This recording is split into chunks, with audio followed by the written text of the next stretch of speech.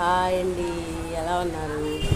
ఈరోజు మా మామయ్య వాళ్ళు ఇంట్లో కాత్యాయని వ్రతం లాస్ట్ వారం అండి. వాళ్ళు 7 వారాలు చేసుకొని ఇది 8వ వారం అండి. మా మామయ్య వాళ్ళ అమ్మాయి కాత్యాయని వ్రతం చేసిందండి. దానికి ఈరోజు వచ్చాము.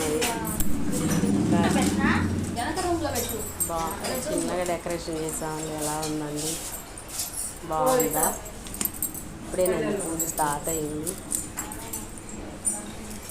ఈరోజు మంగళవారం, ప్రతి మంగళవారం చేస్తారండి కాత్యాయని వ్రతం. నాకు కూడా తెలియదండి, చేశారండి.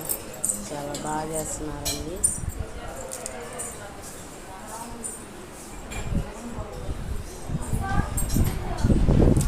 మా మామయ్య వాళ్ళ అమ్మాయి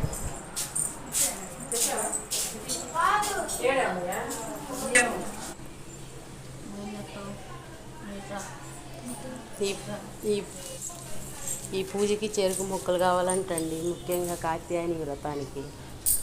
కొంచెం ముందుకు బాగుందండి. చిన్నగా ఏదో సింపుల్గా డెకరేషన్ చేసామండి. ఇప్పుడేనండి పూజ స్టార్ట్ చేసింది. అందులో ఈ దసరా నవరాత్రులు మంచిగా కలిసి వచ్చినాయండి. ఇదిగోండి మా వదిన, మా అక్కయ్య కలిసి వంట చేస్తున్నారు, గారెలు వేస్తున్నారు. ఇంకా నైవేద్యాలు అవుతా ఉన్నాయి, కంప్లీట్ అవ్వలేదు, నడుస్తూ ఉన్నాయి. ఇక కర్రీస్ కూడా చేశారండి పొద్దున్నే. పప్పు, ములక్కాయ, టమాటా, వంకాయ ఇలా చేశారండి. నవరాత్రులు అందరూ బాగా జరుపుకుంటున్నారండి. మేమైతే మాత్రం నిన్నటి దాకా చూడకమండి, మేమేం జరుపుకోవాలి. ఇంక ఇవాళ నుంచే స్టార్ట్ చేసాం పూజ. ఈ 2-3 రోజులన్నా చేసుకోవాలి. పులిహార చేశారండి. పప్పు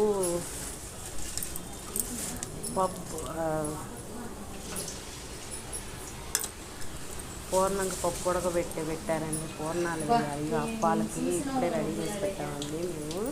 ఇంకా అప్పాలు కూడా వేయించాలండి. గజ్జలు పెరుగు పెట్టారండి.